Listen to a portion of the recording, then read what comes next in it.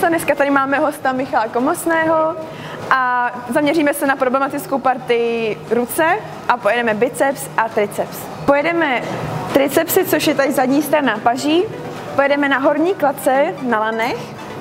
Základní postoj je mírně pokrčená kolena, podsazená pánev, mírný předklon, zafixujeme lokty k tělu a s výdechem jdeme do natažení.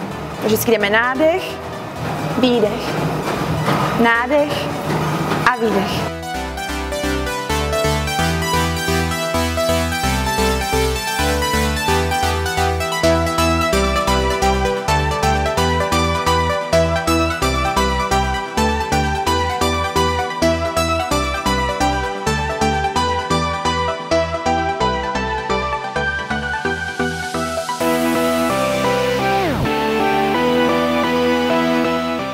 Ahoj, já jsem Michal a já vám předvedu bicepsové zdvihy jednoručky ve stoje.